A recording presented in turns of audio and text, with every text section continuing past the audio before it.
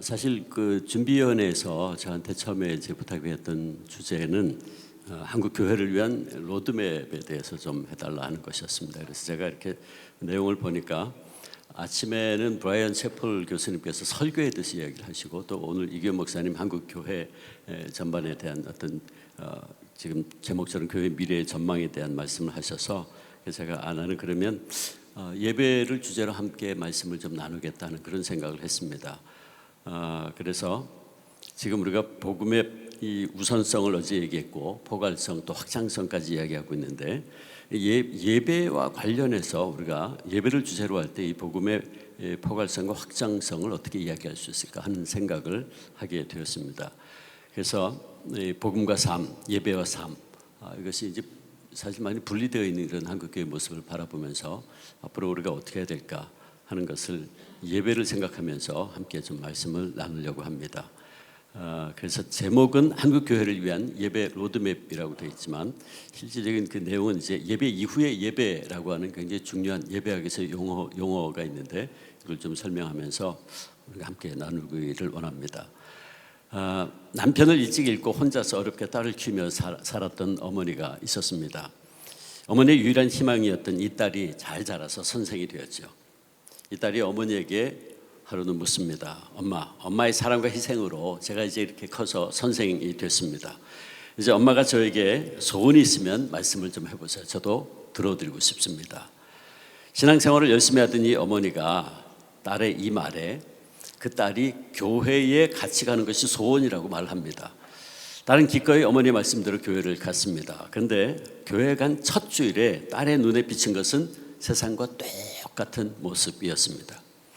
예배 시간에 핸드폰 보는 사람들, 예배가 끝나자 식당 앞에서 먼저 들어가려고 얼굴 붉히는 교인들, 예배 후에 주차장에서 나오다가 서로 양보하지 않고 언성을 높이는 교인 등, 예배를 마치고 집으로 이제 그런 모습을 본 거죠. 그래서 예배를 마치고 집으로 돌아온 딸이 어머니에게 이렇게 말합니다. 엄마, 나 다음부터는 다시는 교회 가지 않을 겁니다. 그러면서 자신이 처음 교회 간 그날 교회에서 봤던 모습들에 대해서 어머니에게 자세히 설명을 하지요. 그러자 어머니가 딸에게 이렇게 말합니다. 딸아, 나는 수십 년 동안 교회 가서 예배를 드리면서 난 예수님만 바라보았는데, 너는 하루 동안에 나보다 참 많은 것들을 보았구나. 이 이야기는 짧은 이야기지만 신앙생활을 하는 그리스도인들에게 예배와 삶에 대해서 깊이 생각하게 만드는 이야기입니다. 이 이야기의 어머니처럼 교회에 와서 예수님만 바라보는 것이 신앙인들에게는 무엇보다 중요하죠. 이게 복음의 우선성이라고 말할 수 있을 거예요. 근데 또 한편으로 교회에 처음 온 딸과 같이 믿지 않는 이들에게는 먼저 믿은 이들에게서 보이는 예배 후의 삶의 모습이 참 중요하다라고 하는 겁니다.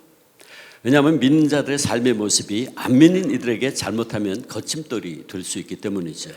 그런 의미에서 신자들이 드리는 이 삶으로서의 예배에는 참 중요한 내용이 아닐 수 없습니다. 많은 신앙인들이 예배에 대해서 생각할 때 예배는 주로 예배당 안에서만 드리는 것으로 생각하는 경향이 있죠.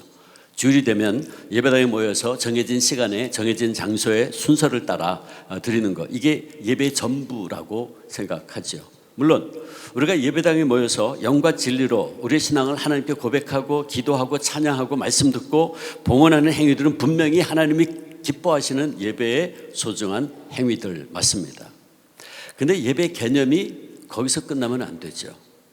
하나님이 정말 기뻐 받으시는 예배에는 예배당 안에서의 예배뿐만 아니라 나아가서 예배당 밖에서의 예배가 있기 때문입니다.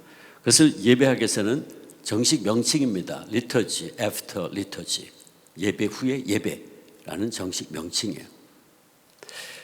그러므로 이 예배 이후의 예배, 즉 삶으로 드린 예배에 대해 좀 더 우리가 오늘 생각하려고 하는데, 우리가 성경을 찾아보면 예배를 의미하는 단어가 굉장히 여러 가지가 있는 걸 볼 수 있습니다. 그 중에 대표적인 것이 레이투르기아라는 단어인데, 원래 이 단어는 고대 히랍에서 백성들이 국가를 위해서 봉사하고 사회를 위해서 공적 봉사하는 것을 의미하는 단어였습니다. 그런데 이 말이 성경에 사용될 때 예배와 관련해서 여러 곳에 사용됐어요. 즉 이 단어는 하나님의 백성들이 믿음과 순종으로 하나님을 위해서 하는 봉사와 섬김을 의미할 때 예배와 관련해서 이 단어를 썼어요. 이게 예배라는 거죠. 그러므로 이 단어에 의하면 예배는 하나님을 위해서 하는 봉사와 섬김, 그래서 예배를 worship service라는 말을 그래서 쓰기도 합니다. 결국 이 레이투르기아라고 하는 것은 하나님께서 위탁하신 일을 행하며 세상을 섬기는 것도 일종의 예배 행위가 된다는 거죠. 그러니까 이 단어가 가르쳐주는 예배는 예배당 안에서의 예배로만 끝나는 것이 아니라는 거예요. 예배는 세상 속에서 우리의 삶을 통해서도 계속해서 들어져야 한다는 거죠. 그런 의미에서 보면 예배는 어떤 예식이나 형식의 문제가 아니라 우리의 삶의 모든 영역에서 하나님의 은총에 응답하는 삶의 문제라고도 말할 수 있습니다. 여기서 예배가 뭔지에 대해서 잠깐 우리가 정의를 좀 내려야 되는데, 이게 모든 교파를 초월해서 모든 예배학자들이 거의 공통적으로 하는 예배를 요약해 놓은 것이 바로 이겁니다. 예배는 하나님의 구속 사건 안에 나타난 그 하나님의 사랑과 은혜에 대한 인간의 응답의 행위이다. 하나님의 놀라운 그 사랑과 은혜를 깨닫고 그 은혜에 응답하는 행위, 그것이 예배라고 하는 거죠. 예배를 워십이라고 하는데, 워십, worth, 가치와 ship, 신분의 합성, 최상의 가치를 돌린다, 그런 말이죠. 그러니까 예배는 하나님께서 종의 형체를 입으시고 이 땅에 찾아오셔서 죄인들인 우리를 구원하시는 너무나도 엄청난 일을 이루셨기에 우리는 그분에게 최상의 가치를 돌려드리면서 그 사랑과 은혜에 응답하는데, 그것이 바로 예배라는 거죠. 한일장신대 총장이셨던 고 정장복 총장님은 이렇게 좀 더 풀어서 설명을 했어요. 예배란 피조물인 인간이 하나님의 구원의 역사와 수많은 은총에 감격해서 그 하나님을 경외하고 찬양하며 감사하며 봉헌하려는 우리들의 응답적인 행위이다. 그러니까 항상 예배는 두 가지 기둥이에요. 하나님의 은혜, 사랑, 계시, 그리고 그걸 깨닫고 우리가 하는 응답. 그러니까 예배의 대상인 하나님의 은총과 사랑을 깨달은 하나님의 백성은 참된 감사와 찬양과 헌신과 고백의 응답을 드리게 되는데, 그것이 예배라는 거죠. 이렇게 예배가 하나님의 은총에 대한 우리의 응답 행위인데, 우리를 향한 하나님의 은총이 예배당 안에서만 주어지는 것이 아니죠. 하나님의 은총은 우리의 삶의 모든 영역 속에서 우리에게 임하고 있습니다. 자, 그렇다면 앞서 지적했듯이 예배는 우리의 삶의 모든 영역 속에서 하나님의 은총에 응답하는 삶의 문제이기도 하다라고 말할 수 있죠. 근데 한국교회 많은 그리스도인들이 예배를 예배당 안에서만의 어떤 의식이나 형식으로 생각하기 때문에 자신들의 일상적인 삶 속에서는 어떤 태도와 가치관을 가지고 살든지 그저 주일 예배만 잘 참석하고 혹은 개인의 경건 시간만 잘 가지면 된다고 착각을 합니다. 근데 월요일부터 토요일까지는 자기가 원하는 방식대로 세상 가운데서 마음대로 살다가 주일날 교회에 와서 예배를 드릴 수 있다고 생각한다면 이게 잘못된 생각인 거죠. 예배는 주일만이 아니라 매일 매 순간 우리의 삶을 통해서도 드려져야 된다. 다시 말해 예배는 그리스도인들의 삶과 절대로 분리돼서는 안 된다라고 하는 말이죠. 자, 그런데 한국교회 성도들의 몇 가지 치명적인 약점들 가운데 하나가 바로 이 예배와 삶의 분리예요. 믿음과 삶 따로, 예배 따로, 삶 따로, 복음 따로, 삶 따로. 이게 우리의 문제죠. 많은 교인들이 교회 안에서 예배를 드리고 있을 때는 신앙이 충만한 것 같은데 세상 속으로 나가면 도무지 신앙을 찾아볼 수 없는 교인들이 있죠. 신앙과 생활과 예배의 삶이 분리되어 있기 때문에 그래요. 그러나 신앙인들은 출퇴근 시간 동안 도로에서도 전철 안에서도 일터에서도 언제 어디서도 하나님을 예배할 수 있어야 된다. 주부는 밥을 지으면서 혹은 설거지를 하면서 학생들 공부를 하면서도 하나님께 감사함으로 예배를 드릴 수 있어야 된다. 즉 교인들이 자신들의 삶의 모든 영역에서 하나님께 예배드리지 못한다면 우리는 참된 예배를 지금 하나님께 드리지 못하고 있는 것과 같다. 그러므로 삶의 현장에서 구체적으로 하나님께 순종하고 또 이 복음을 실천하고 믿음으로 응답하는 일이 없다면 예배당 안에서 예배가 아무리 경건하게 드려진다고 해도 그 예배는 교회 마당만 밟는 일이 될 수도 있다. 이사야 선지자가 이사야 1장 12절에서 너희가 내 앞에 보이러 오니 이것을 누가 너희에게 요구하였느냐? 내 마당만 밟을 뿐이니라 하는 말씀이 우리에게 적용되는 거죠. 그래서 주님은 바울을 통해서 우리에게 이렇게 말씀합니다. 너희 몸을 로마서 12장 1절에 하나님이 기뻐하시는 거룩한 산제사로 드려라. 이는 너희가 드릴 영적 예배니라. 여기 영적 예배라는 말이 번역이 사실 참 마음에 안 듭니다. 이게 헬라 원문에 의하면 spiritual worship이라는 말이 아니고요, 합당한이란 말이에요. 영적이라고 번역된 단어가 로기코스입니다. 로고스란 말에서 온 거죠. 로기코스, 이성적이다, 논리적이다, 그 단어입니다. 로기코스예요. 이게 영적으로 번역하기보다는 합리적이다, 이성적이다 하는 단어예요. 근데 이 단어를 우리가 영적 예배라고 번역하는 바람에 마치 피지컬, 육체적인 말의 반대말인 스피리추얼로 오해되기 쉽게 번역이 됐어요. 근데 전혀 그런 뜻이 아니죠. 합리적인 예배다, 그것이 합당한 예배다, 그것이 하나님이 받으시기에 가장 합당한 예배다, 그런 말이에요.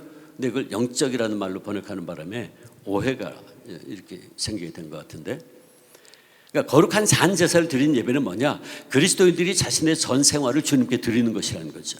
예배당 안의 예배가 세상 속에서의 삶으로 이어질 때 비로소 그리스도인들은 거룩한 산 제사를 하나님께 드리는 것이고, 그것이 바로 하나님께서 받으시기에 가장 합당한 예배다라고 로마서 12장 1절은 말씀하고 있습니다. 그래서 이 말이 참 의미 있는 말인데, 미국 유명한 강의 설교가인 존 메가더 목사님 이런 말을 한 적이 있어요. 참된 예배가 언제 시작되냐? 주일 예배 시간에 축도 후에 비로소 시작된다 라는 말을 했어요. 주일에 예배당 안에서 예배를 마치고 이제 세상 속으로 나아가 삶 속에서 하나님과 사람들을 섬기고 사랑하는 것, 그것이 예배라는 거죠. 하나님이 정말 기뻐하시는 예배는 예배당 안에서의 예배로 끝나는 것이 아니라 신자들의 구체적인 삶 속에서 계속해서 행동으로 나타나고 연장되어야 한다라는 거죠. 이렇게 예배가 성도들의 삶 속에서의 섬김과 밀접한 관계가 있다는 것은 예수님의 삶을 통해서 우리 다시 한번 더 분명히 깨닫게 돼요. 예수님 마가복음 10장 45절에 섬김을 받으려 함이 아니라 도리어 섬기려 하고 자기 목숨을 많은 사람의 대속물로 주려고 오셨다라고 말씀하셨어요. 또 요한복음 4장 34절에 나의 양식은 나를 보내신 이의 뜻을 행하며 그 일을 온전히 이루는 것이다 라고 말씀했어요. 그러니까 예수님은 이 세상을 섬기기 위하여 오셨고, 우리를 구원하시려는 하나님 아버지의 뜻을 이 세상에서 이루기 위해 오셨어요. 그리고 그분은 그 뜻에 죽기까지 복종하셨죠. 그러므로서 예수님은 하나님 아버지께 최고의 영광을 돌리셨어요. 그러니까 우리가 알아야 될 진리는 예배의 궁극적인 목적이 하나님께 합당한 영광을 돌리는 것이라면, 따라서 세상 속에서 섬김과 순종의 삶은 결코 예배와 분리될 수 없다는 거예요. 예수님은 죽기까지 섬기셨어요. 죽기까지 우리를 사랑하셨고 세상을 섬기셨어요. 그래서 십자가 위에서 하나님 아버지 앞에 가장 놀라운 영광을 돌리셨다. 예배학에서는 십자가의 사건이 가장 놀라운 예배 순간이었다라고도 이야기합니다. 왜? 하나님 아버지의 뜻을 따라 그 뜻에 순종함으로 죽기까지 섬기셨어요. 그리고 하나님께 영광을 돌렸기 때문에. 여기서 우리는 다시 예배라는 단어의 뜻을 생각할 필요가 있죠. 가치와 신분이라는 말의 합성, 하나님께 최상의 가치를 돌리는 것. 따라서 예배는 여호와의 이름에 합당한 영광을 돌리고 그분께 최상의 가치를 돌리는 것입니다. 자, 그렇다면 이렇게 하나님께 영광을 돌리고 그분께만 최상의 가치를 돌리는 행위인 예배는 세상을 위한 섬김과 봉사와 결코 분리돼서는 안 되죠. 예수님처럼 세상을 향한 봉사와 섬김이 없다면 그것은 하나님의 영광을 드러내는 삶이 아니니까. 그러므로 예배는 항상 이 세상의 삶을 향해 나가는 자세로 드려야 되고, 세상 속에서 예수님을 섬기는 일은 곧 하나님께 영광을 돌리는 예배의 행위가 된다. 이게 바로 바울이 말하고 있는 신자들이 하나님께 드릴 영적 예배, 다시 말해서 가장 합당한 예배다. 그래서 영국의 성경학자 윌리엄 바클레이가 이런 말을 했어요.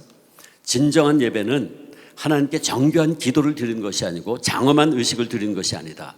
진정한 예배는 하나님께 매일매일의 삶을 드리는 것이다. 우리가 드려야 될 합당한 예배는 예배당 안에서 행하는 어떤 행사가 아니라 온 세상을 하나님의 성전으로 보고 우리의 모든 일상을 그 안에서 행하는 예배의 행위로 보아야 한다 하는 거죠. 그래서 바클레이는 계속 말합니다. 우리는 주일이 되면 나는 교회에 하나님을 예배하러 간다 라고 말함과 동시에 월요일부터는 이렇게 말할 수 있어야 된다. 나는 월요일이 되면 공장에, 상점에, 사무실에, 학교에, 논과 밭에, 산과 들에, 그리고 바다에 하나님을 예배하러 간다 라고 말해야 된다. 그렇죠. 우리가 진정으로 드릴 예배는 예배당 안에서만 한정돼서는 안 되죠. 우리가 맞이하는 월요일 아침부터 일상의 모든 공간이 우리의 삶을 위한 예배 현장이 되어야 된다. 그렇다면 우리는 어떻게 우리의 삶의 현장에서 구체적으로 하나님께서 기뻐하시는 산제사를 드릴 수 있나? 그 우리가 예수님을 본받아 사람들을 사랑하고 섬김을 통해서 드릴 수 있습니다. 앞서 말씀드렸듯이 예수님은 섬김을 받으려 함이 아니고 섬기려 오셨다. 자기 목숨을 많은 사람의 대속물로 아낌없이 내어주셨죠. 예수님은 우리를 위해서 십자가 달려 죽기까지 우리를 사랑하심으로 섬기셨어요. 그러면 우리도 예수님처럼 삶의 현장에서 사람들을 사랑하고 섬길 때 우리의 삶은 하나님이 기뻐 받으시는 거룩한 산제사가 되는 거죠. 이걸 히브리 기자가 이렇게 표현했어요. 히브리서 13장 16절에 오직 선을 행함과 서로 나누어 주기를 잊지 말라. 하나님은 이 같은 제사를, 이 같은 예배를 기뻐하시느니라. 그렇죠. 우리가 예수님을 본받아 우리의 삶의 현장에서 하나님을 사랑하기에 그 사랑을 우리 이웃에게 선을 행함으로 표현하고 우리의 가진 것을 나누며 살 때 이것이 바로 선교적 삶이고, 내일 선교적 삶에 대한 집중적인 이야기가 나올 것 같은데 저는 이게 선교적 삶이다. 그리고 우리의 이런 선교적 삶을 통해서 우리는 하나님께서 기뻐하시는 산제사를 드릴 수 있게 된다. 우리가 예수님을 본받아 우리의 삶의 현장에서 작은 예수되어 예수님처럼 섬기고 사랑하고 살려고 노력할 때 우리의 그 삶이 하나님이 기뻐 받으실 만한 합당한 예배가 된다는 거죠. 휘티어라는 분이 이런 말을 했어요. 주께서 축복하시는 거룩한 예배는 잃은 자를 회복하고 상한 영을 싸매주고 과부와 고아를 키우는 것이다. 그런 말을 했어요. 제가 빠친코 얘기를 좀 소개를 했는데 얼마 전에 이 드라마가 있었죠. 일제 강점기 시절을 배경으로 했던 드라마의 내용은 이렇습니다. 일제 강점기 시절 부산 영도의 가난한 하숙집 딸이었던 선자는 일본의 가정을 두고 한국을 오가며 사업을 하던 깡패 한수를 만나 그의 아이를 갖게 되면서 인생의 위기를 맞이하죠. 그 시절에 처녀가 아이를 뵀으니 사람들에게 손가락질 당하게 된 거죠. 그때 그녀를 구해준 것이 평양에서 신학을 공부했던 백이삭이라는 전도사였습니다. 백전도사는 아이를 잉태한 채 버림받은 선자를 아내로 삼는 것이 하나님의 사랑을 실천하는 것이 길이라고 믿고 그녀와 결혼합니다. 그리고 그는 선자와 함께 일본으로 건너가서 목회를 하죠. 백전도사는 나중에 목사가 되는데 차별받던 한인들을 돌보고 신사참배를 거부하다가 감옥에 갇혀 2년여 고초를 당하다가 병사합니다.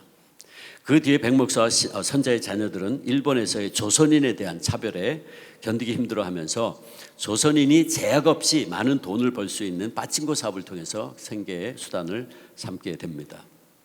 자, 이런 내용인데 이 드라마가 다른 드라마 내용이 달라진 점이 한 가지 있는데 요새는 드라마 나오면 목사님들 교인들을 기독교인들 전부 막 사귀고 나쁜 사람으로 막 이제 하던데 이 드라마는 전혀 그렇지 않았죠. 여기 나왔던 목사님들 기독교인들이 하나같이 애국자, 독립운동가, 섬기는 자로 묘사됐습니다. 이 빠친코의 작가 이민진 씨는 자신의 할아버지를 생각하면서 이 소설을 썼다고 하죠. 그녀의 할아버지는 지금의 장로의 신학대학교의 전신인 평양신학교 출신인데 그와 과부들을 돌봤던 목사였습니다. 해방 후에 히로시마 나가사키에서 부모를 잃고 한국으로 돌아온 아이들을 돌보며 가르쳤죠. 이 작가는 하버드 대학에서 강연을 하면서 일제강점기와 해방 직후의 선교사와 목회자들 그리고 기독교인들의 헌신적인 사역을 이야기하면서 기독교가 인간의 자유와 존엄의 가치를 향상시키는 데 큰 기여를 했다고 강조하면서 강연을 했습니다. 그렇죠. 일제강점기 시절 우리는 나라 민족을 위해서 섬기고 헌신한 수많은 기독교인들을 알고 있습니다. 안창호, 유관순, 조만식, 이희영, 이승훈, 남궁옥 수많은 기독교인들이 다 나라와 민족을 위해서 헌신하고 애썼던 것을 우리는 알고 있습니다. 그들은 모두 삶의 현장에서 자신의 삶을 하나님께서 기뻐하시는 산제물로 드렸던 분들이었죠. 예배자들이었어요. 일제 강점기 시절 기독교인들은 2%도 되지 않는 1.8%였고 해방 당시 5% 정도 수준이었습니다. 그럼에도 불구하고 그들이 미친 영향력은 엄청났죠. 모두가 다 예수님을 본받아 나라 민족을 진실로 사랑하고 예수님 같은 사랑으로 다른 이들을 섬기며 살아갔던, 말하자면 이 복음의 확장성에 앞장섰던 분이었다라고 할 수 있겠죠. 그들의 삶 전부를 하나님이 기뻐하시는 산제물로 드렸습니다. 그랬기에 기독교 인구가 전체 인구의 5%가 되지 않았지만 기독교는 우리 민족의 희망이었고 등불이 될 수 있었어요. 김구 선생이 경찰서 10개 세우는 것보다 교회 하나 세우는 것이 더 낫다라는 말까지 했어요. 이게 얼마 전에 UCLA의 이 옥성득 교수가 신문에서 옛날 신문에서 발견했어요. 그래서 지난번에 글을 올린 걸 제가 봤습니다. 경찰서 10개 세우는 것보다 교회 하나 세우는 게 더 낫다. 그만큼 우리 한국 초대교회 공동체는 신뢰받는 공동체였고 영향력 있는 공동체였다라는 거죠. 그들은 믿음과 삶, 예배와 삶이 일치하는 선교적 삶을 살았고 그 삶 자체가 하나님이 기뻐하시는 산 제물이었던 거죠. 그리고 그들의 그런 거룩한 산 제사는 한국교회를 온 백성들로부터 신뢰받는 공동체가 되게 했던 것이고 이것이 바로 코로나 이후에 무너진 한국교회 예배가 나가야 될 로드맵이 아닐까 하는 생각을 합니다. 한국교회가 또 성도들이 이렇게 하나님께서 기뻐하시는 산 제사를 드릴 때에 우리가 삶을 통한 합당한 예배를 드릴 때에 점점 그 맛을 잃어버려가고 있는 한국교회가 새롭게 변하고 이민족과 사회가 다시 살아나는 역사가 일어날 줄로 믿습니다. 여러분 생각해 보세요. 오늘 한국 국민의 20% 이상이 하나님을 믿는 사람이에요. 로마 천주교 포함해. 어쨌든 그분들도 하나님을 믿는다고 하니까 하나님을 믿는 사람들이 로마 천주교까지 합치면 뭐 25%가 될 수도 있겠죠. 그런데 오늘 한국 사회에 여전히 많은 부정과 부패가 있어요. 이게 털어 먼지 안 나는 사람이 어디 있겠냐고 하지만 어쩌면 그렇게도 예나 지금이나 청문회 할 때 보면 먼지 안 나는 사람이 없어요. 근데 통계적으로 보면 최소 5명에서 아니면 4명 중 하나는 하나님을 믿는 사람이잖아요. 온 국민의 20%가 하나님을 믿는다고 하는데 왜 여전히 우리 사회는 이렇게 먼지가 날릴까? 우리 삶의 현장에서 하는 모든 일들이 하나님을 예배하는 행위에 밀접한 관련이 있다면, 그러니까 우리가 우리 구체적인 삶의 영역 속에서 일하고 섬기고 있는 일들이 하나님을 예배하는 행위라고 생각한다면 우리는 가정에서, 직장에서, 관공서에서, 학교에서 어떻게 살고 어떻게 행동할까? 예배의 궁극적인 목적이 하나님께 합당한 영광을 돌리는 것이라 그랬어요, 분명히. 그리고 바울을 통해 주신 이 고린도전서 10장 31절 말씀 보면 너희가 먹든지 마시든지 무엇을 하든지 하나님의 영광을 위해서 하라 그랬어요. 하나님의 영광을 위해서 하라. 그러니까 이 말씀에 의하면 우리가 먹든지 마시든지 무엇을 하든지 다 하나님의 영광을 위해서, 다시 말해서 하나님을 예배하는 자세로 해야 된다 하는 말씀이죠. 우리가 직장에서 일을 할 때나 학교에서 가르치거나 공부할 때도, 시장에서 장사할 때도, 가정에서 식구들을 위해서 가사 일을 할 때도, 연구를 하고 건설 현장에서 일을 할 때도 그 모든 일들을 하나님의 영광을 위해서 해야 돼요. 먹든지 마시든지 무엇을 하든지. 그렇다면 나는 지금 내가 하고 있는 이 일들을 통해서 하나님을 예배한다는 의식을 가지고 하고 있냐? 하나님께 영광을 돌리는 것이 예배인데, 예를 들어서 학생이 공부하는 것이 그의 잡이죠. 학생은 공부하는 게 그의 잡이에요. 그렇다면 학생은 공부를 통해서 하나님께 영광을 돌려야 돼요.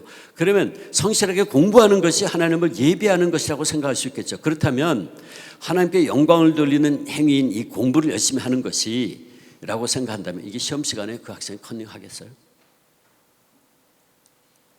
나는 학생이고 나는 열심히 공부해서 하나님께 영광 돌려야 돼. 내가 지금 공부하는 것이 내가 예배하는 행위라고 생각한다면 컨닝하겠냐 말이죠. 내가 구청이나 정부기관에서 일하는 공무원 또는 지자체의 장이라면 지역 주민들을 잘 섬김으로 하나님께 영광 돌려야죠. 그러면 일을 어떻게 해야 될까요? 돈 봉투 로비 받고 허가해 주면 안 되는 일을 허가해 주는 일을 하겠냐 말이죠. 아니죠. 절대로 그래서는 안 되죠. 제가 아는 한 분이 있어요. 그는 정말 자기 정체성을 가지고 하나님께 거룩한 산제사를 드리려고 노력하는 분인데 지방 군청에서 일하는 분입니다. 그가 일하는 부서는 건축 허가를 내주는 부서예요. 하는 그 부서의 팀장이자 선임 공무원이 업자로부터 뇌물을 받아 잡수시고 허가를 주면 안 되는 공사 허가를 내줬어요. 근데 그 선임 공무원이 그에게도 봉투를 쥐어주면서 그냥 딱 한번 눈 감고 넘어가면 돼 라고 말했어요. 분위기를 보아하니까 그 부서의 직원들 모두에게 이미 봉투가 뿌려졌어요. 근데 그는 그걸 거절했죠. 봉투 받기를 거절했어요. 그 다음부터 어떤 일이 벌어졌을까요? 사무실에서 왕따를 당하기 시작했습니다. 회식하는 자리에서 그가 기독교인임을 알면서도 직장 동료들과 선배들이 그에게 분위기 깨지 말고 술 마셔 라고 괴롭혔습니다. 부서장이 눈에 찍혀서 승진하는데도 불이익을 당했죠. 그러나 끝까지 그는 타협하지 않았습니다. 그는 믿는 사람으로서 자신의 잡은 지방 공무원으로 군민들을 최선을 다하고 섬기고 봉사하고 돌보는 것이고 그것이 곧 하나님께 영광을 돌리는 것이라고 믿었어요. 나는 그걸 통해서 하나님을 예배한다고 생각했어요. 절대로 봉투를 받을 수가 없었죠. 뇌물을 받는다는 것은 일터에서의 거룩한 삶으로 하나님 받으시기 합당한 산제물을 드리는 모습이 아니었기 때문이죠. 선생도 마찬가지입니다. 내가 선생이라면 학생들 사랑으로 돌보고 아이를 가르치는 것을 예배하는 마음으로 감당한다면 촌지 가져오는 아이 한 번 더 돌봐주고 촌지 가져오지 않는 아이는 돌보지 않는 그런 일을 하겠냐 말이죠. 내가 사업하는 사람이라면 내 이 사업을 통해서 직원들의 생활을 돕고 섬김으로 하나님께 영광을 돌리고자 한다면 세금 탈루하고 부정적인 방법으로 사업하겠냐 말이죠. 에베소 6장 6절 7절에 이런 말씀이 있습니다. 눈가림만 하여 사람을 기쁘시게 하는 자처럼 하지 말고 그리스도의 종들처럼 마음으로 하나님의 뜻을 행하고 기쁜 마음으로 섬기기를, 예배하기를, 죽게 하듯 하고 사람에게 하듯 하지 말라. 우리가 하고 있는 모든 일들을 통해 섬김으로 하나님께 영광을 돌리고자 한다면, 예배하고자 한다면 과연 우리는 지금 내가 하고 있는 행동을 계속 하겠나 하는 질문을 우리는 끊임없이 각자에게 던져야 됩니다. 오늘 우리는 어떤 마음과 자세로 하나님께 나아가 예배 드리고 있습니까? 우리는 진정 우리 구주 예수 그리스도 안에 나타난 하나님 놀라운 사랑을 깨닫고 영과 진리로 감사하며 예배 드리고 있습니까? 그리고 교회 안에서의 예배가 우리의 구체적인 삶을 통해서도 이어지고 있는지, 예배 이후의 예배, 우리의 삶을 거룩한 잔제사로 드리는 합당한 예배에 실패하면 우리는 결국 모든 것에 실패하는 것과 같습니다. 예배에 실패하면 모든 것에 실패하는 거죠. 진정 바라기는 한국교회 모든 성도들이 하나님의 사랑과 은혜에 응답해서 예배당에 나와 드리는 우리의 매주일의 예배를 통해서 매번 하나님과의 만남을 경험하게 되기를 소망합니다. 그리고 예배당 안에서 예배에서 하나님께 주시는 메시지를 통해 힘과 능력을 공급받고 세상 나아가서 세상 속에서 이웃을 사랑하고 나누고 섬김으로, 선교도 삶으로 거룩한 삶을, 거룩한 산제사를 드림으로 하나님께 영광을 돌리는 참된 예배자들이 되기를 기원합니다. 이것이 바로 코로나 이후에 무너진 한국교회 다윗의 장막을 다시 이렇게 세우는 예배 로드맵이 아닌가 생각합니다. 기도하겠습니다. 아버지 하나님, 우리가 정말 하나님이 기뻐하시는 예배가 무엇인지에 대해서 다시 한번 생각해 보았습니다. 우리가 복음을 가지고 있지만 그 복음을 우리의 삶의 현장에서 실천하지 않는다면 하나님께서는 예배당 안에서만 드리는 우리 예배를 기뻐받지 않으신다고 분명히 말씀하심을 들었습니다. 아버지, 우리 목회자들이 먼저, 저부터 먼저, 우리가 먼저 우리의 삶의 모든 순간 하나님께 영광을 돌리는 삶으로 드리는 거룩한 산제사를 드림에 성공할 수 있도록 주님 도와주시옵소서. 예수님의 이름으로 기도합니다.